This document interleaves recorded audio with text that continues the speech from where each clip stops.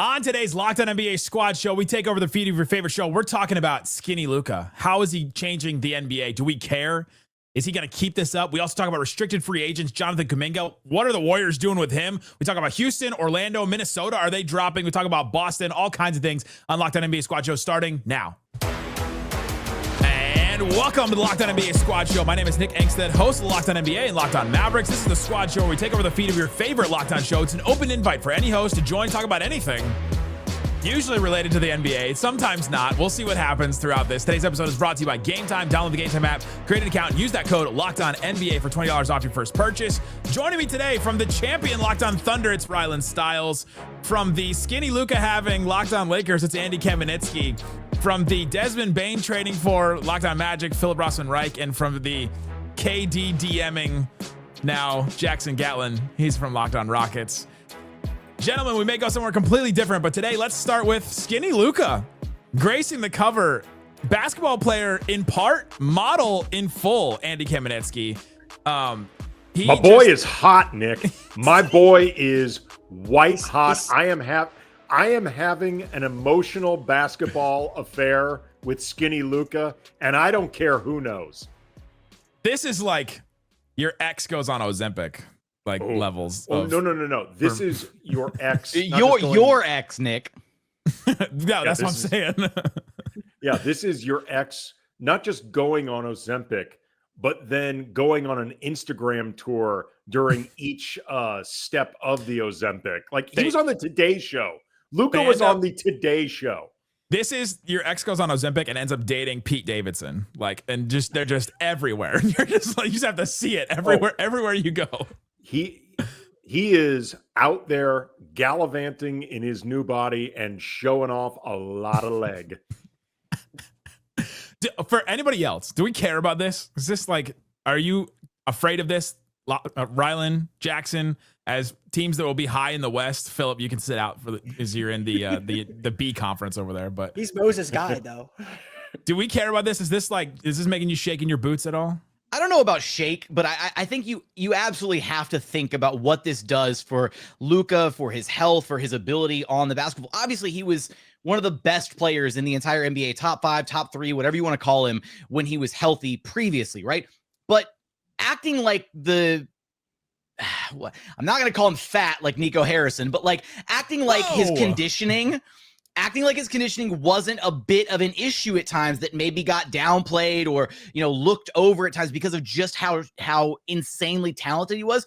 It was absolutely a factor, right? Like you go back to, rookie year Luka, sophomore year Luka, before he kind of added some of the weight, right? He was skinnier, he was leaner, he was on the Euro diet, whatever you want to call it. And so now you're getting this, new look Luka. Now I will say the hype surrounding skinny Luka is approaching levels of Hoodie Mellow workout videos in the off season or Ben Simmons hitting threes.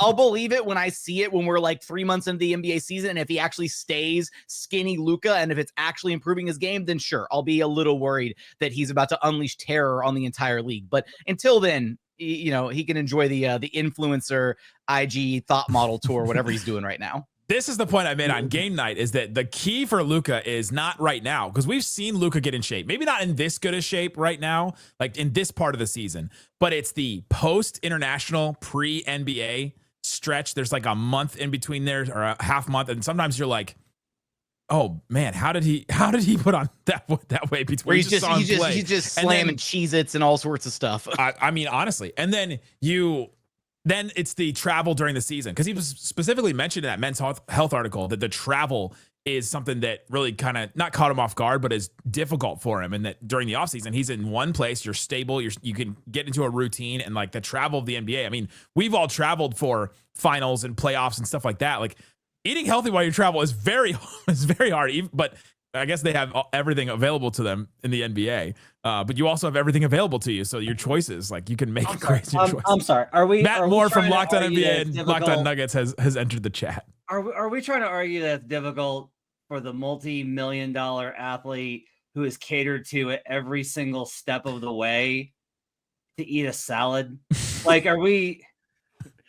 Salads can have more calories than burgers, Matt. You don't know what kind of salad that is. You know what has more calories than both? Beer. That's very true, and that was a that's what he does during that month between in the offseason. Nick, he's just drinking all his recovery beers. Yeah, that's correct.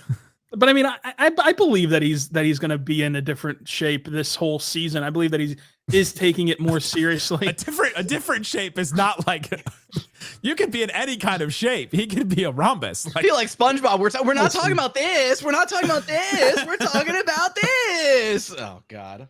But I do think in terms of like on the court, he was already a terrifying matchup nightmare for the entire NBA. That drug the Mavericks on what Matt Moore would call a fluke run to the finals. Like that's how good he is.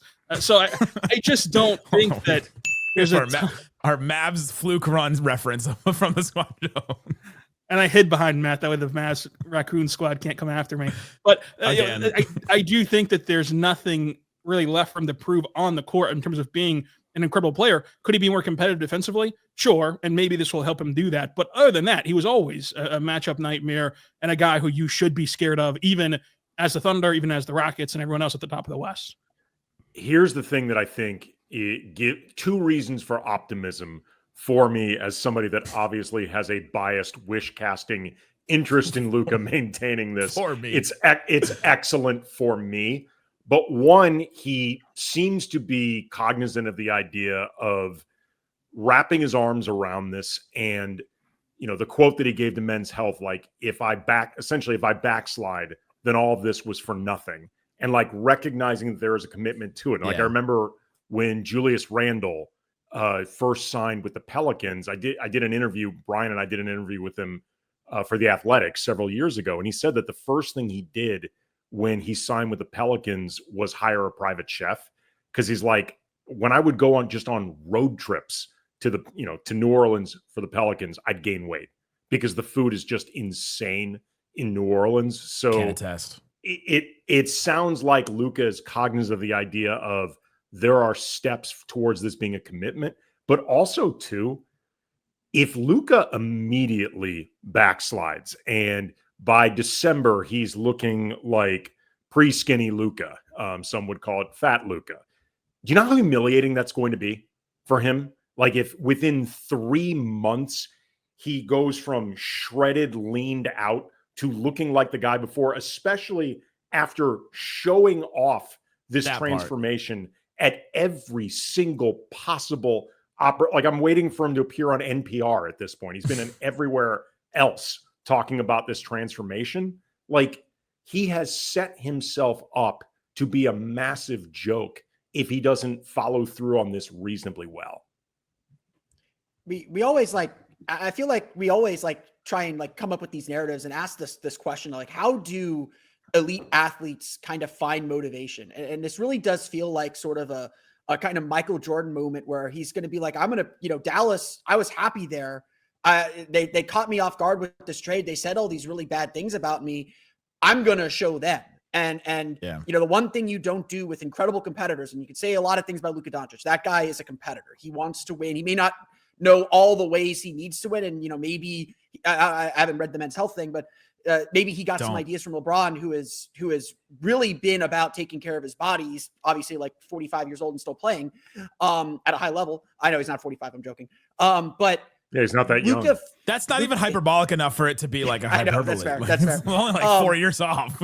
look at that guy. He's at the end of his career, at the end of his ropes. He's 32 years old. But Luka is one of those players that you give him an inch, just any reason to be motivated. And I can speak about this from experience as a Magic guy because he loves sticking it to Jamal Mosley. When he's playing the Magic, Luka comes out with the big guns to stick it to his former favorite assistant coach, Jamal Mosley. You give those guys just a little bit of inspiration, a little bit of motivation.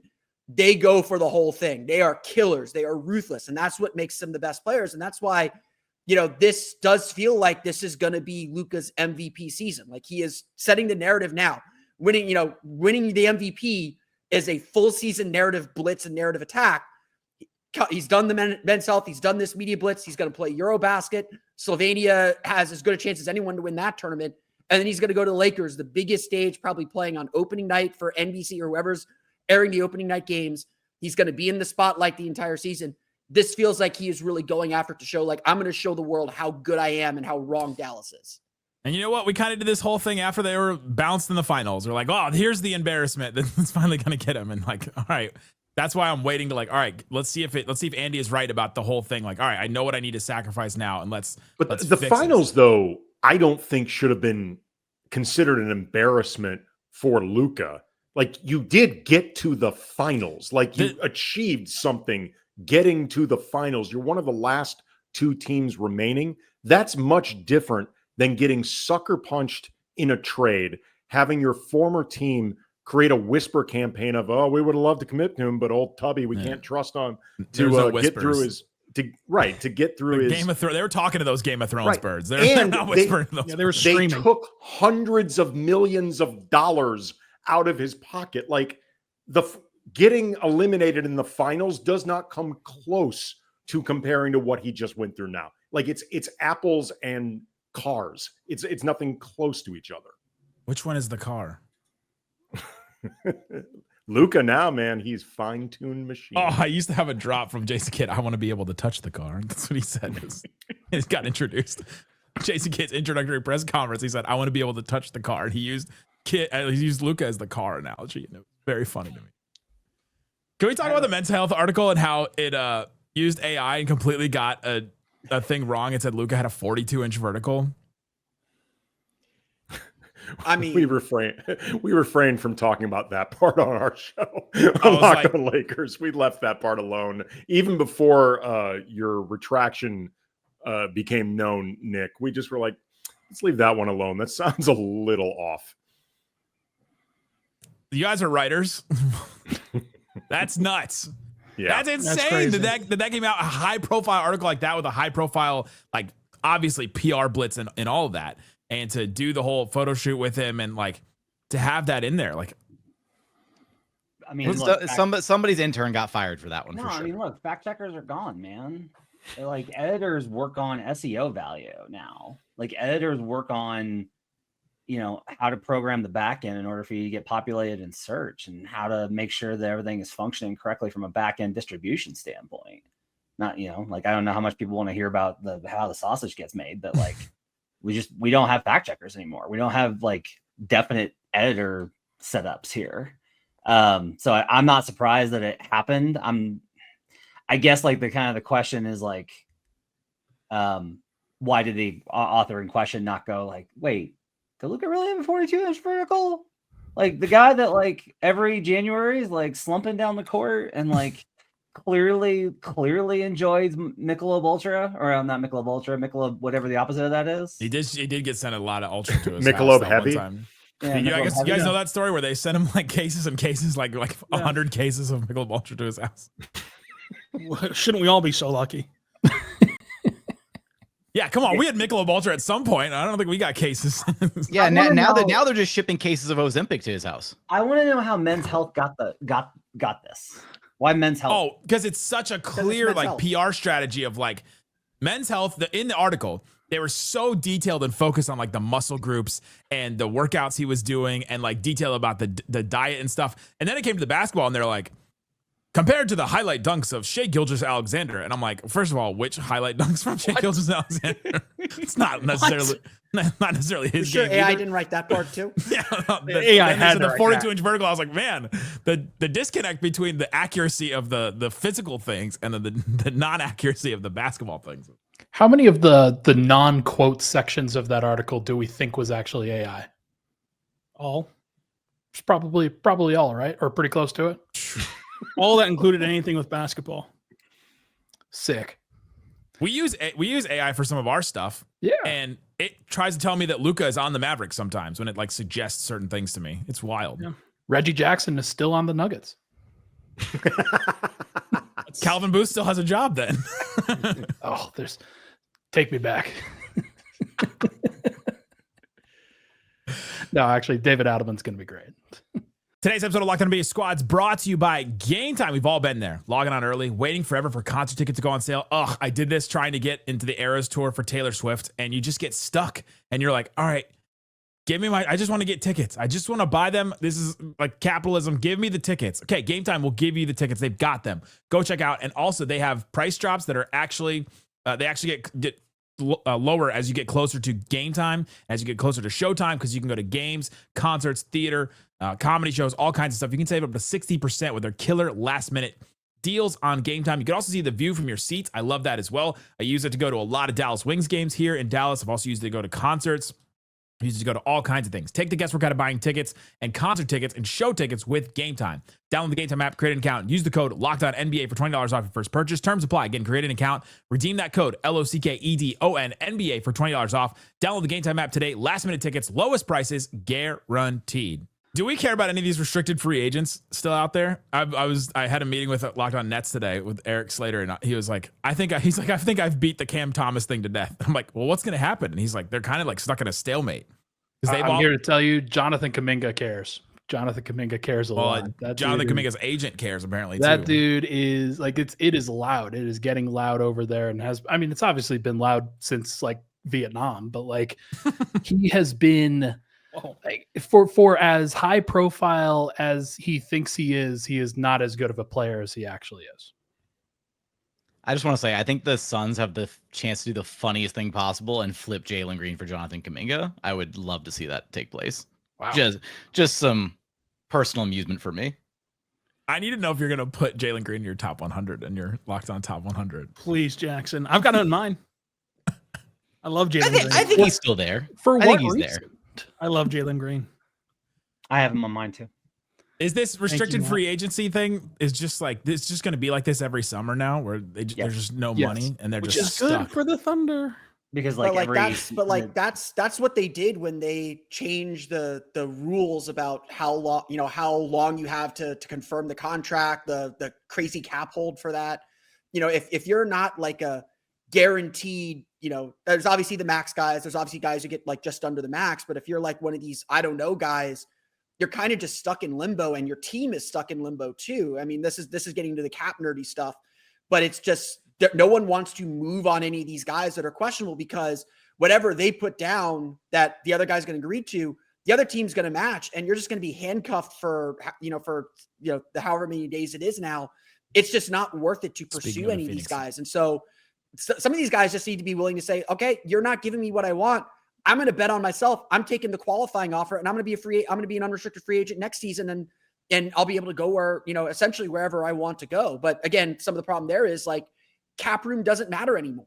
Like everybody has to sign extensions because nobody has cap room to sign anybody big anymore. So if you're Jonathan Kuminga and you think you're $20 million player or whatever it is, a $30 million player, you're not going to find that anywhere except for your team that you're on. And if they're not willing to give it to you, you're kind of stuck. You're trapped. And so I think, restricted free agency has a purpose. My team knows it more than anybody else because of Shaq back in the 90s, but restricted free agency has a purpose, but it seemingly has outlived its purpose and has just become this tool to handcuff players to teams. And when the team doesn't want them, they don't know what to do anymore.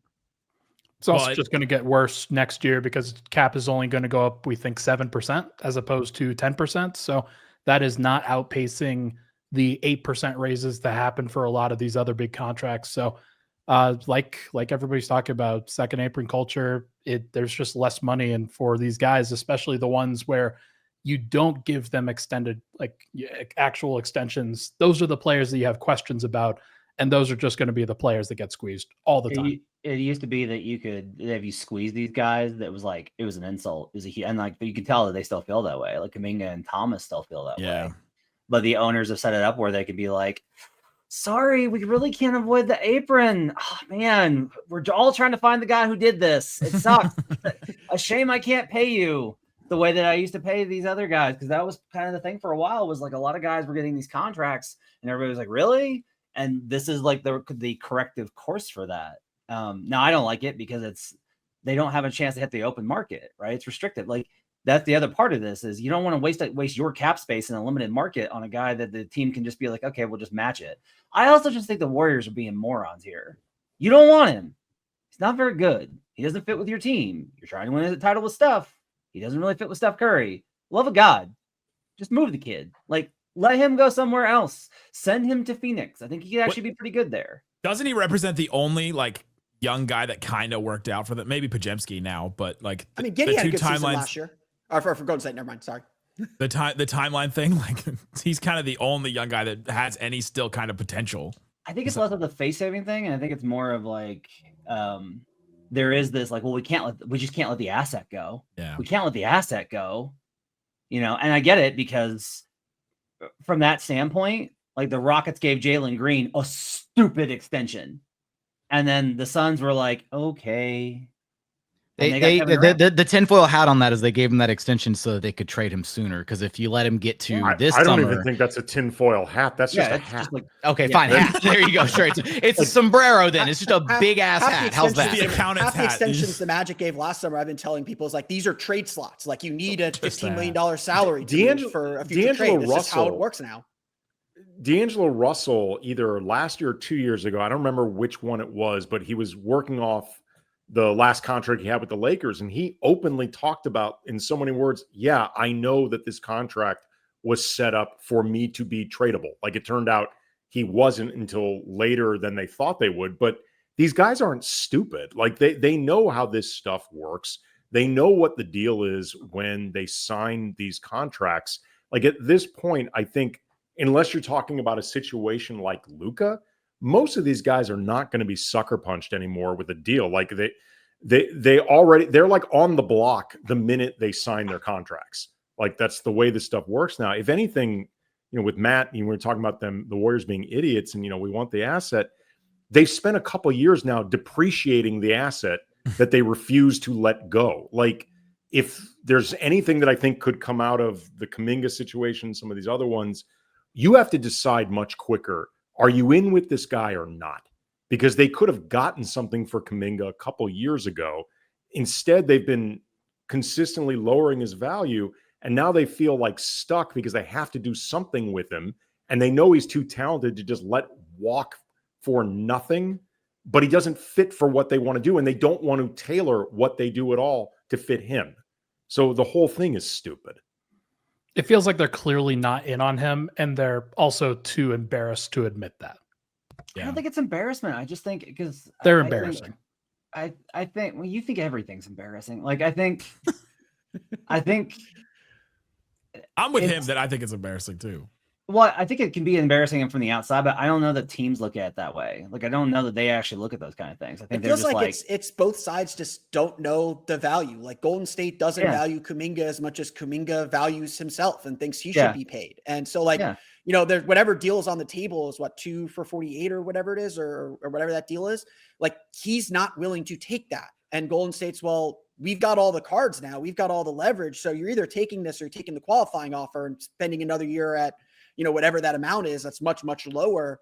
Take it or leave it. Like, I agree. They're kind of kicking the can down the road, but the contract expired. This is where they're at. This is how they value him. He doesn't value, he values himself as much more and is holding out for more. And there's no, all the seats at the table have been taken, and Kuminga has no choice. And a lot of these guys have no choice but to take what the team is giving them or go for that qualifying offer and say, okay, I'll be an unrestricted free agent next summer then. It's one of the things I hate. I'll have the no trade clause on top of that. It's one of the things I hate in the league is that everybody wants everything. Like, nobody ever wants to compromise. The Warriors aren't like, well, look, you don't really fit what we want to do. We benched you here, fine. Go be free. And on his end, like, and he's considering it signing the qualifying offer, but that's the answer here is like, all right, you don't think that this offer is fair and you're going to show it and you're going to prove it to him, sign the qualifying offer. And then get out of there. Then you can go make up your own mind. The problem though for Kuminga is he's not at a place where he can bet on himself. Right. Like it's very clear. Like, this is the one team maybe that he cannot bet on himself because he already knows they don't think I fit for what they do. And they're not going to make any accommodations for me. Like, right or wrong, no matter how you feel about Kuminga, the Warriors are a terrible place for him to bet on himself. There's also not that much free agency money out there. Like, Matt was like, he doesn't get to go test the market. Like, I don't know. Like, are there guys out there getting huge deals? Like, there's not a ton of cap space out there. Maybe the Nets would not have done the MPJ thing and signed him, but hey, we don't bring that up. We're very happy it's about official, that deal. right? They can't rescind it. Like, they can't come. But like, that's no like, take that's backsies. That's the difference between like restricted free agency now and restricted free agency 4, 5, 6, 7 years ago. The Nets gave 4 for 44 or 4, gave a huge contract to Alan Crabb, and everyone saw that deal and was like, what are they doing? And it was like, Brooklyn was like, we have the cap room. We're going to make life miserable for one of our opponents, and we'll take the salary, we'll eat it, and we'll see what happens. Rebuilding teams don't even do that anymore. They don't take flyers on these restricted free agents and say, you know what, we're not going to be good for 2 or 3 years. Let's give it a try. Let's try this out. They don't act that way anymore. They get those players, like getting Michael Porter Jr. in other ways. And so restricted free agency is just, those players are just trapped. Like there's nowhere for them to go. And they're either going to take what the teams are giving them, or they're going to have to hit the qualifying offer and bet on themselves. And sometimes that they're not going to get as much as they think they're going to get, because there's just no money around anymore. No one plays free agency anymore.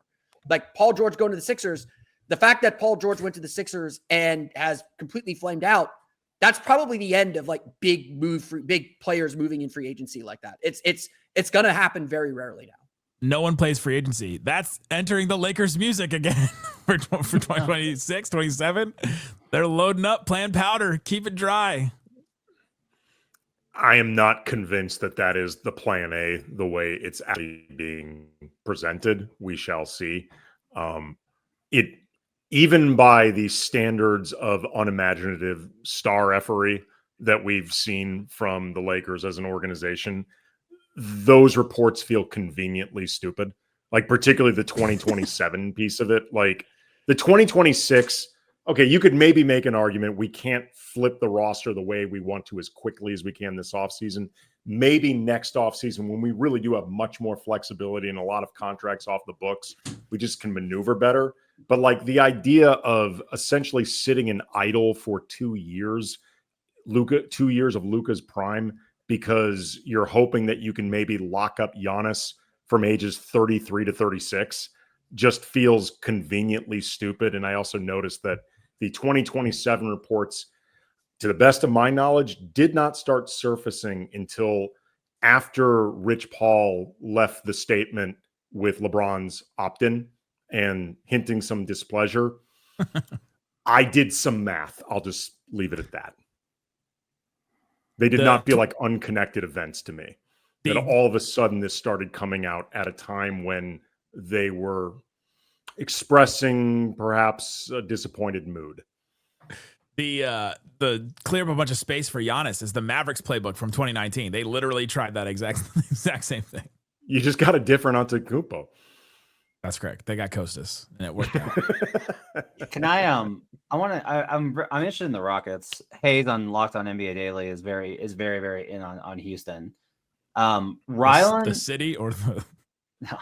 Why not both? Can understand why the city. Rylan, I'm kind of curious.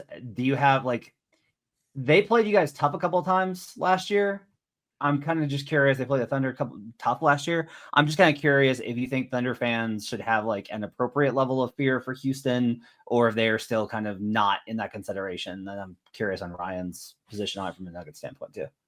Yeah, I mean, I have it as the Thunder, the best team in the West, and then it's the Nuggets and Rockets, 2 and 3. I think that these are the 3 clear leaders in the clubhouse to try to win the Western Conference. So by nature of that, you should have an appropriate fear for Houston. And I don't really even care how the Rockets start the season. I think that perhaps there could be a little bit of a stumble out of the gate for them as they figure out how all this stuff works with their new front court, with Kevin Durant, pairing him with Şengün. But I think that by the end of the season, they're going to be legitimate contenders. And the Thunder better hope that it does go 1, 2, 3, where they can delay the possibility of playing one of those 2 teams until the West Finals and only have to go through one of them versus having to go through both of them if they're trying to repeat, which they are. So I do think that they should be legitimately fearful or just acknowledging that the Rockets are legit contenders. I still would have Denver ahead of them, but I do think it's very close, and it is a 1, 2, 3 to me pretty clearly. I don't think that there's an argument for anyone else to be in that top 3.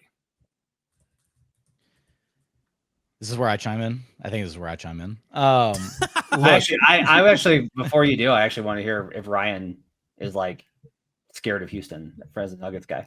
I'm appropriately I'm higher on Kevin Durant, I think, than a lot of people are. I'm on the top 100 that we released. I think I put him at 7 on the entire NBA list, which wow.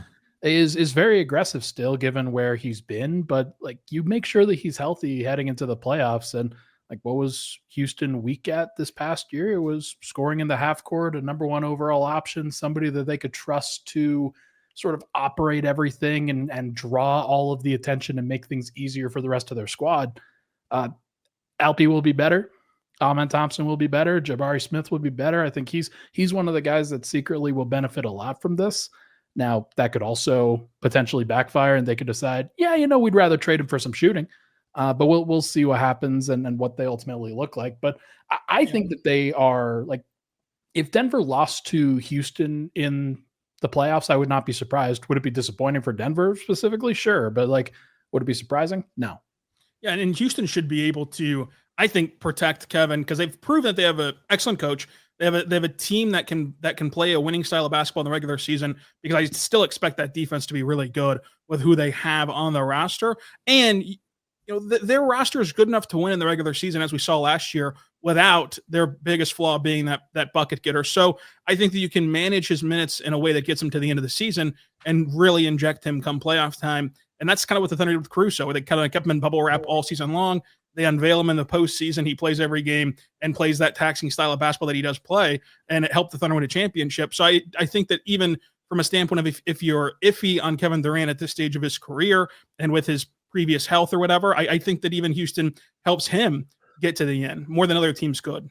Although we're not going to hang on. We're not going to let it slide. In my head, Jackson, I had a vision in my head of Jokic and Valanciunas on the floor versus Steven Adams and Alperen Şengün, and just like tag team, like WWE takedown. Well, if Valanciunas was on the floor, it was not the postseason, huh? It's like can we just make that? Can we just make that game 4 of that second round series? Honestly, 2000s NBA loves that idea. Honestly, I'm ready for it. Look, one of the things that I love about kind of the direction some of the teams in the NBA are headed, right, is teams are able to play multiple different styles, right? You see some teams that are able to, roll out the double big lineup, like we saw the Thunder with their double big. We saw the Cavs with their double big. We saw the Celtics at times running their double big lineups. But the versatility to run the double big at times, and having one of them ideally be a shooting, a spacing big, but then also being able to go small. And what's funny is I think the Rockets are, weirdly enough, they're kind of built right now very similar to how the Thunder are kind of built, right? They've got a ton. They're going to be a hell of a defense. The only difference really between the two is that the Rockets went for like forwards and wings. The Thunder are a ton of guards, right? A ton of point of attack defenders, guards. You've got the, really the scramble, get everywhere kind of defense that OKC runs.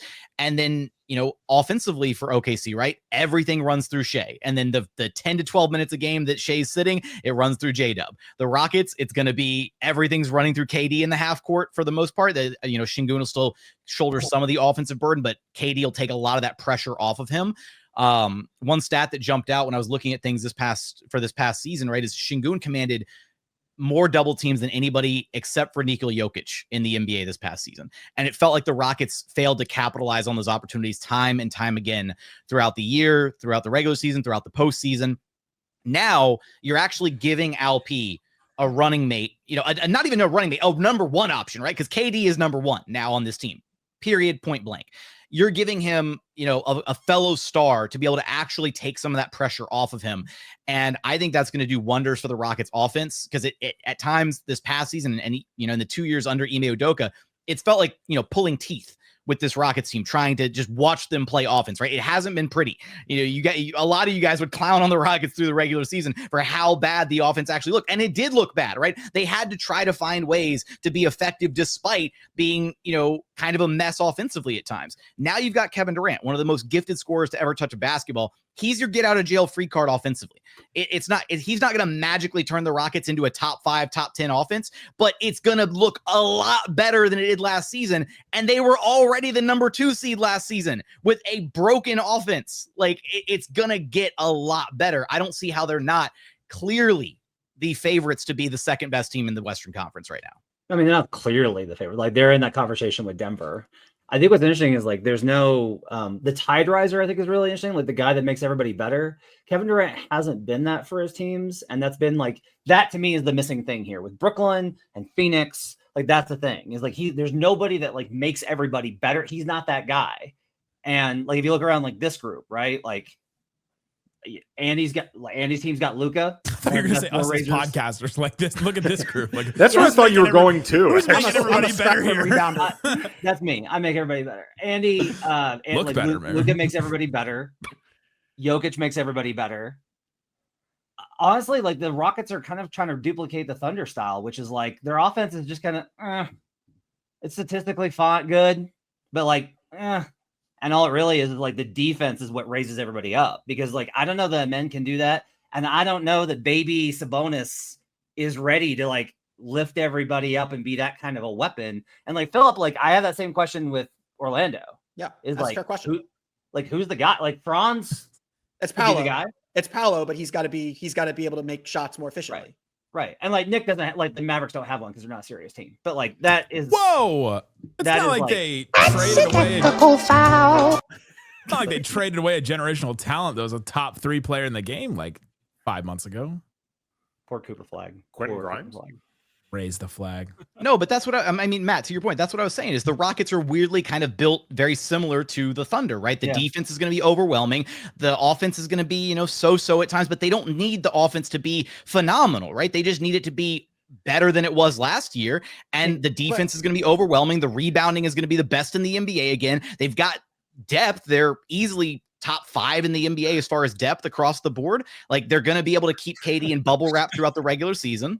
But can you win 60 games without that though? Because like their guard depth is not a 60-win team.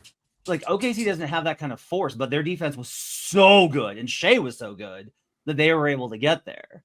Like the Rockets' record was great, but if you go under the hood, it's like, oh, they had an incredible record versus all the really good teams they couldn't compete with in the playoffs. Like a little bit of smoke and mirrors there. How are they gonna win 60 games? How much of that? So you're saying smoke and mirrors. How much of that though is just like, again, in the regular season, Jalen Green was, Jalen Green for some of the regular season. In other games, he was also Jalen Green and didn't show up, right? And then in the playoffs, they got 6 out of the 7 games where Jalen Green didn't show up. Like you're replacing that with KD now.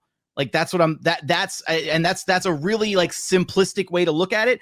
But you airdrop KD into that series in place of Jalen Green. They wipe the floor with the Golden State Warriors. Do you agree or disagree? Well, yeah, because the Warriors aren't good. Okay, then move on to the Wolves. What do they do against the Wolves with KD in place of Jalen Green? They still and lose. DFS in place of Dylan Brooks. They still lose. They still lose to that Wolves team? Oh yeah, that Wolves team was really good. That Wolves team was really good. OKC making them look that bad was a credit to OKC and how bad Finch coached the first 2 games of that series. I really like seeing Jackson on the end of this. Your team is a fluke thing now.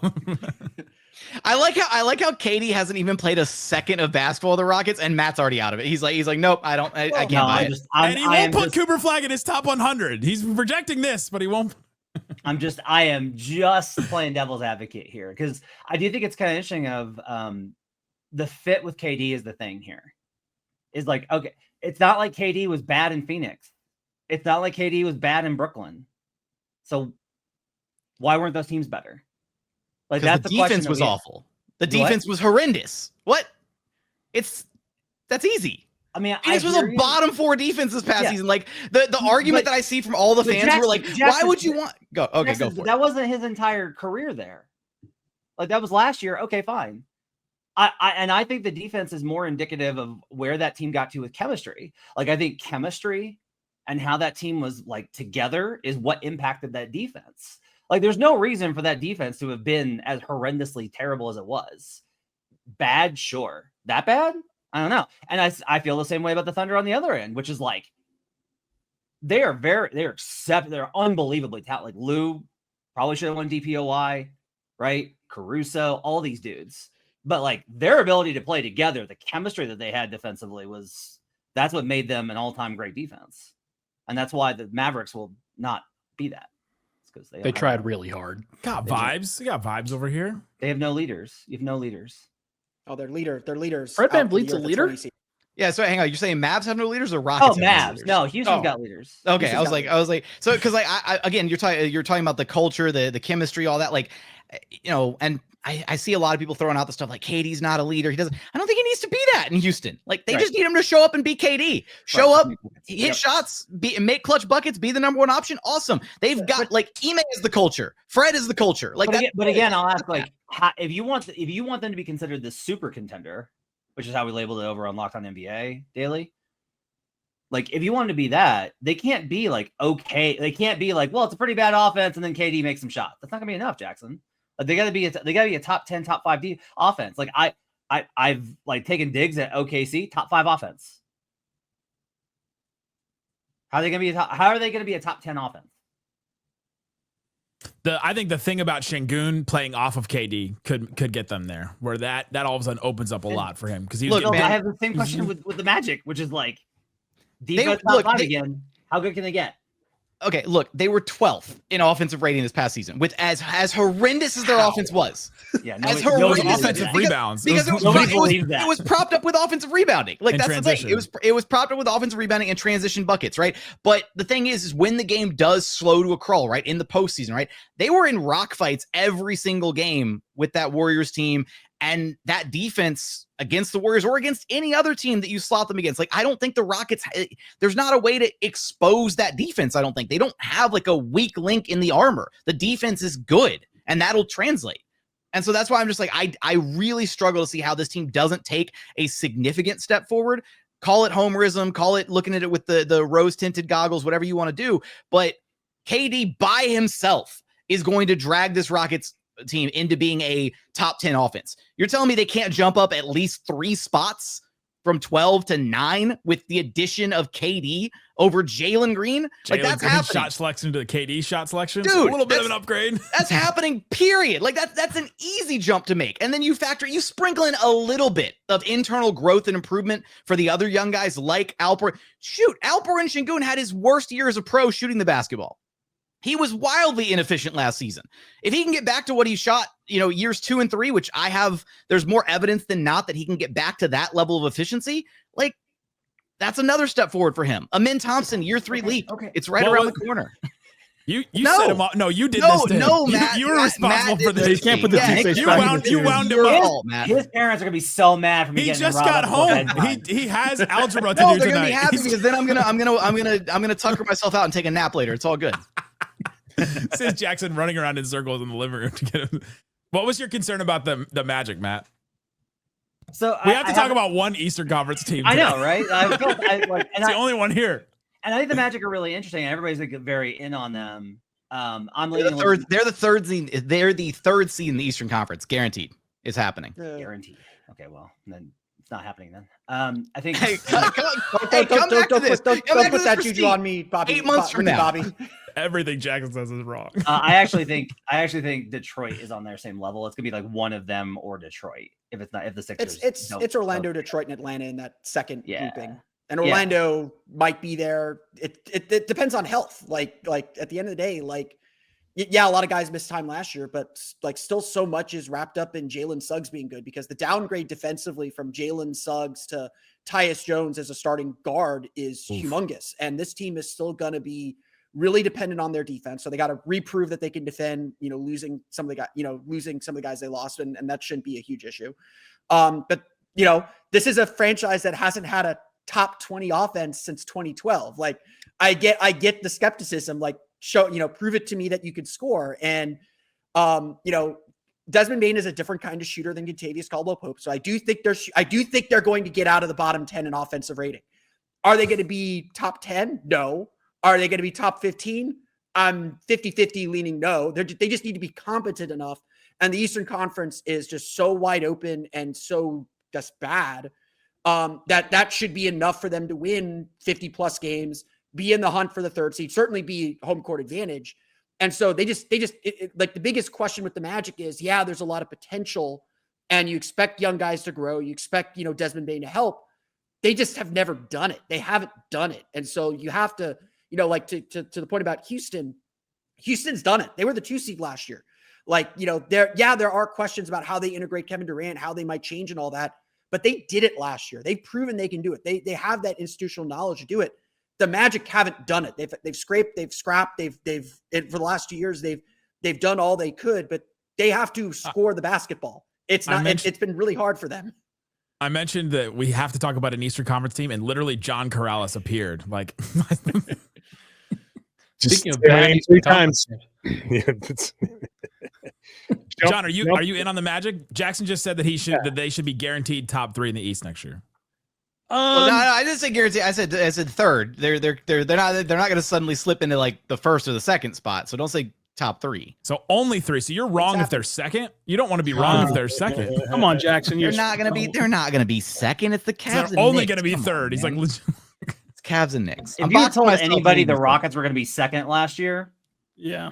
No. Yeah, I would have been really wrong. I didn't tell anybody that because they overachieved. Yeah. Flukes happened. Wait, they overachieved last year? Ooh. Yeah. Sounds a little fluky. You can't back down from that now. Sounds a little fluky. That was Matt's whole point. It's not a fluke. What? We talked about it for 20 minutes that they overachieved there. I was defending you. It made me feel gross. I defended a team in Houston this much. Back to the Magic. John, do you believe in the Magic? Only 3. Can they get to 3? Yeah, they can get to 3. They can get to 3. I think 3, my lord. 3, my lord. 5, sir. 3. I mean, obviously they have to stay healthy, but I'd like to see Franz Wagner like somehow get into some sort of consistent shooting.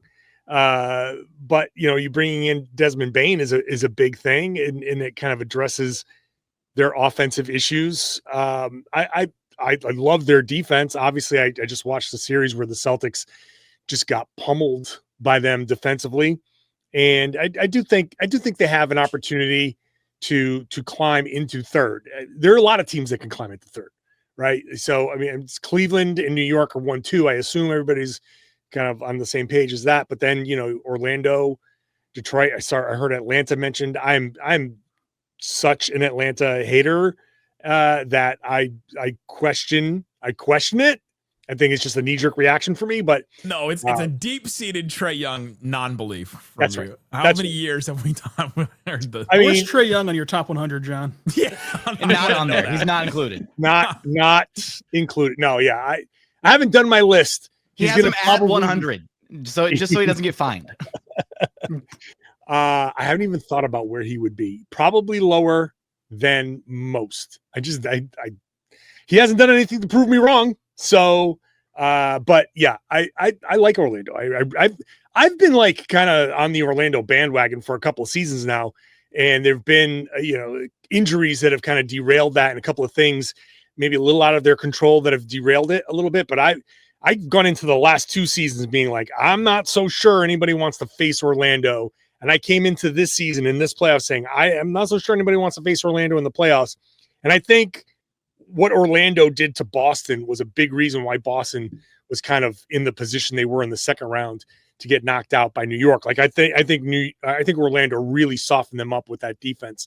So you add a little scoring punch to that. I think Orlando could rise up and snag a 3rd seed if things go well. I'm just glad you still like Orlando after the way Orlando literally pummeled Boston on occasion during that series. The vicious attacks by the Orlando Magic. Go Batadze. All that was missing from that series was chants from the crowd. Get the tables. That's all that was missing. Mick Foley coming out with thumbtacks at mid-court. The performance center is like 15 minutes away from where I'm sitting right now. We can go. I know. Yeah, it's right there. I'm sure one of those guys would have come over with, this is how you hit him with a chair. But no, yeah, man. The only thing I don't like about Orlando is staying downtown. That's about it. Anything besides downtown Orlando, I'm all for. Oh, the humidity and like not being close to an ocean that's not great in Orlando. No, you do not want to be outside for more than 2 minutes right now. I can tell you that. We've transitioned into talking about the weather on this basketball podcast. Speaking of Atlanta, they stole Nickeil Alexander-Walker. Date's going well. Is Minnesota just cooked? is Minnesota just cooked? Like, what's the vibe on Minnesota? Like, Is Nickeil Alexander-Walker like an MVP? People's reaction to that deal. I love Nickeil Alexander-Walker. I just think Who doesn't? He was He's like the the best NBA player to like move dude. teams because nobody could move teams. I just Did think you know that biggest Nickeil fans of the summer. Alexander-Walker and Shai Gilgeous-Alexander are cousins? Cousins? Yeah, it's all in the family. The same family? Yeah, What? allegedly. I just think that they're betting a lot on like Jalen Clark or Terrence Shannon Jr. to take a step forward after back-to-back West Finals appearances. I think that they've been passed by Houston and Denver, and I'd be more afraid of a team that's led by Luka. And if you can get DeAndre Ayton to a plus level, which I call me silly, I'm buying into DeAndre Ayton. Okay, I didn't realize we were drinking on this episode. I'm all in on DeAndre Ayton. Well, we're about 50 minutes in. That's about when Yeah, when the beverages come out.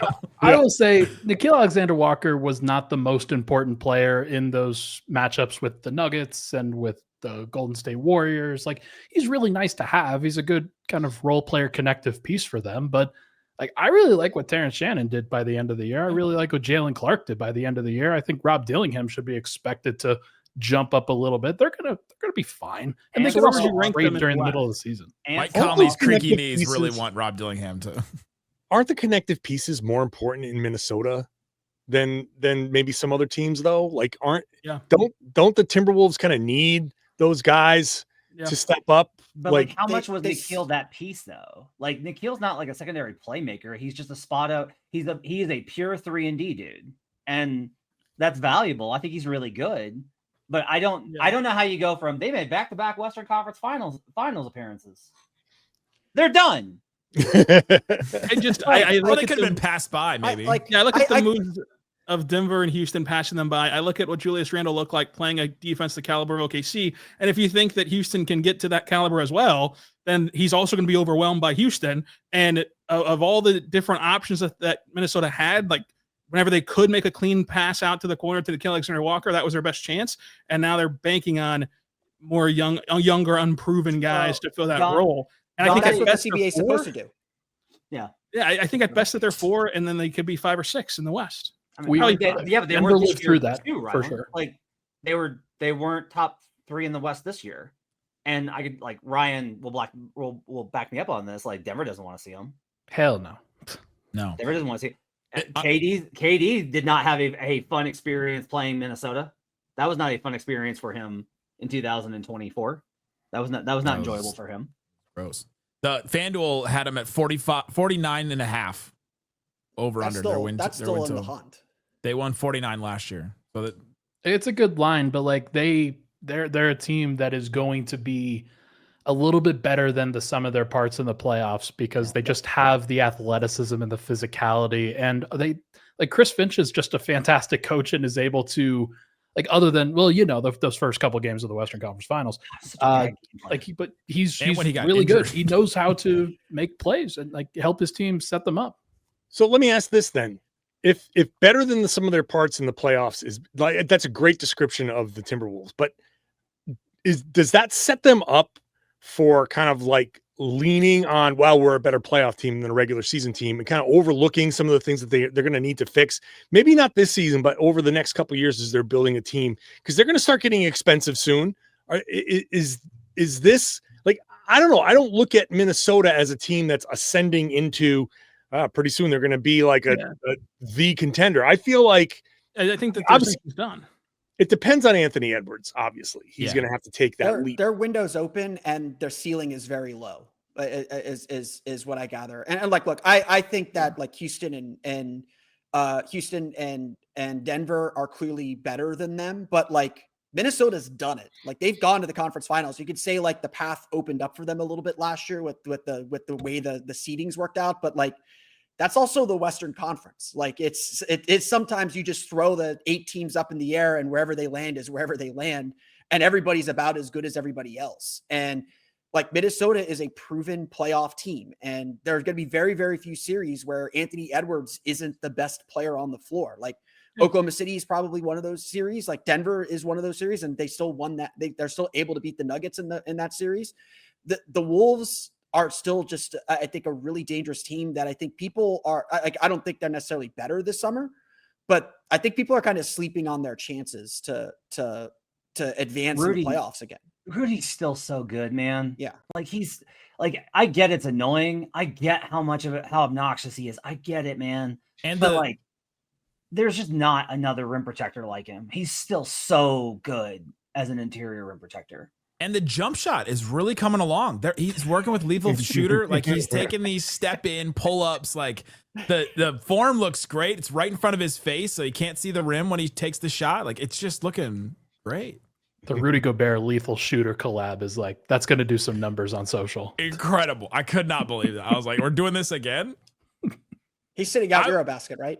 Every time the Timberwolves come into town to play the Mavs, I go and watch him warm up, and he just sits and does dribble drills for a long time, and I just sit and watch him and go, what are we doing? Like, what? Guess that helps with touch. I agree with Matt, though. He's a great rim protector. John, I have Derrick White at an unreasonable number in my top 100. I think he is so good. He's a really good player. I mean, he should be fairly high. Again, I haven't started my list, so I don't know where he's going to end up. But like, I have Devin Booker as the guy right behind him.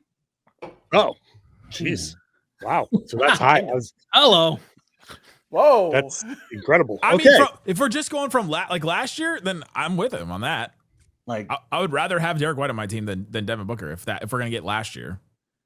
Because like a lot of it's like Derrick White can't do what Devin Booker does as the number one option, but Derrick White is so damn good as second, third option in every single facet of the game.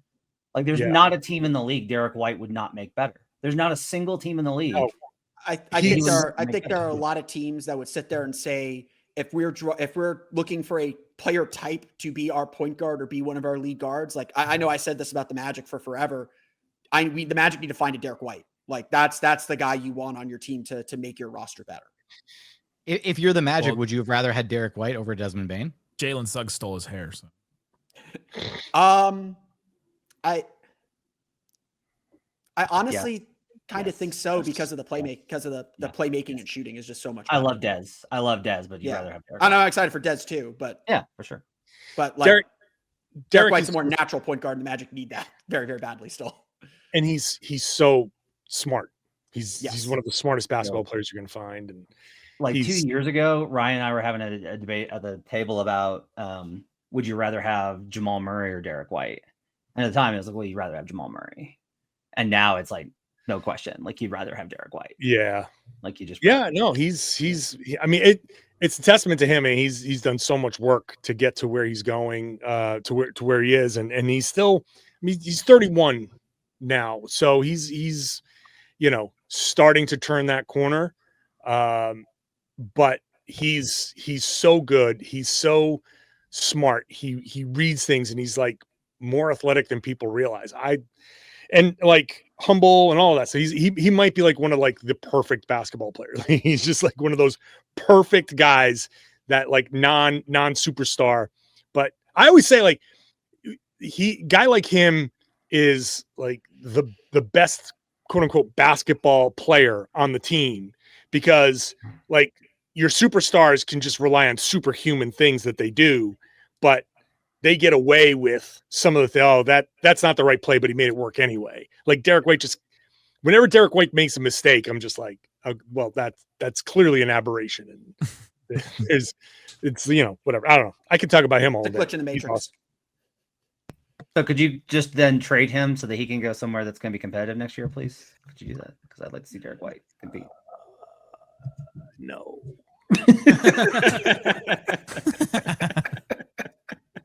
Hey, who's going to start at center, John?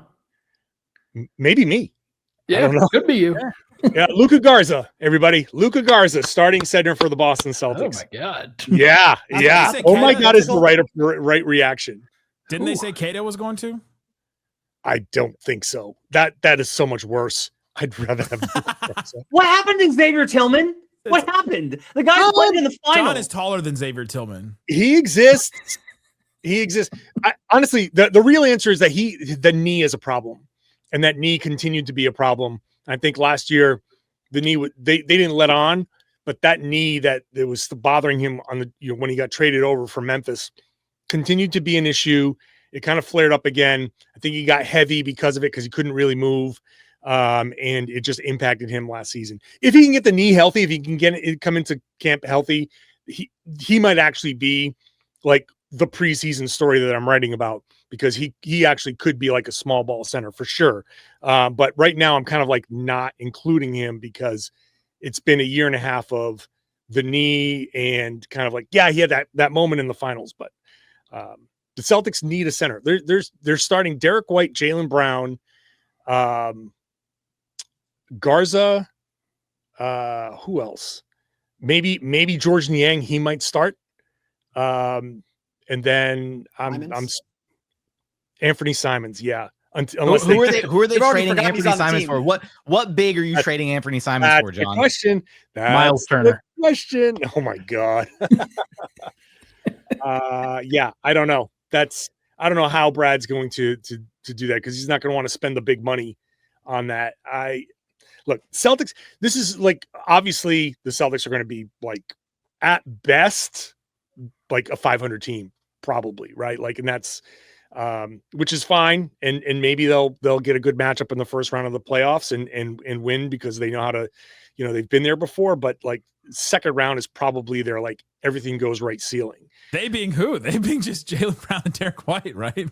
Well, I mean, like Pritchard exists. Pritchard, They're how going to take a lot of threes. They're still going to run, like their offense isn't going to be terrible. It's their defense might be like bottom 5. But you kind of never know how things go. But bottom line is the Celtics are like a non-factor next year. But I still hold out like some hope that Jason Tatum can come back at some point with regular season games left to play, and he could use those as kind of like get back up to speed, get back into some NBA game shape, get that soreness out, then head back into the summer and continue almost like an enhanced rehab stint. And then the plan for the Celtics is why you keep Derrick White and you keep these guys is you have auditioned role players, and next year, maybe you've gotten yourself into a place where you can use your full mid-level and you can be a little bit of a player in the free agent market, and you can kind of fill some gaps in. And this is a year, maybe things don't go all right and you dip into the lottery and you get a decent player in the draft, and then you come back and you've got a healthy Tatum, you've got everybody, and that kind of gets you back into a little bit of the mix the year after. Can't wait for the Celtics to sign DeAndre Ayton next summer. It's gonna be great. This is just for Matt Moore. Who plays an NBA basketball game first? Jason Tatum or Kyrie Irving? Jason Tatum, for sure. 100%. Oh, yeah. No question. Oh, yeah. Without question. Is like, that at least Jason Tatum wants to play basketball. Nick hates you so much right now, Matt. Like, Don't get a second technical, Matt. He was just staring daggers at you. No, Like, I just knew exactly what he was going to say. we need to tease this for next week, because I actually want to bring something from Ryan Blackburn onto next week's squad show, which is Ryan is of the belief that if you start in the NBA, not for all, I'm trying to be fair to you, not for all teams. Biggest eye roll I've ever seen. Not for all teams, not in all situations, but most starters deserve a higher ranking on like than sub players than bench guys. Let me actually explain this. Yeah, They deserve the actual benefit of the doubt Yeah. in your rankings, that a tie like a metaphorical tie between a starter and a bench player in your mind should go to the starter, because they're on every scouting report imaginable. Ryan has Peyton Pritchard at like 100. Yeah. Is that unreasonable? Yeah, so John, so Colin Sexton starts every game for the Jazz, and so I should put Peyton Pritchard below him because I don't have Colin Sexton in my top 100. But he was a starter in the NBA. Guys, on a National Basketball Association team. Let's do this next week when most of us will have submitted our list by then. So come back to the squad show wherever you're listening, watching this, to your favorite feed. Go check it out, guys. We appreciate each and every one of you for jumping down on the show. There's a link in the description wherever you're listening, watching this, to find one of our great shows. We're still going multiple shows a week, all the time. Matt Moore is hiding. The first time I've ever seen Matt Moore. Matt Moore hide. Great stuff from everybody. Go check out the link in the description to find your favorite show. This has been the Squad Show, taking over the feed of your favorite show. Thanks for listening to Locked On NBA Squad.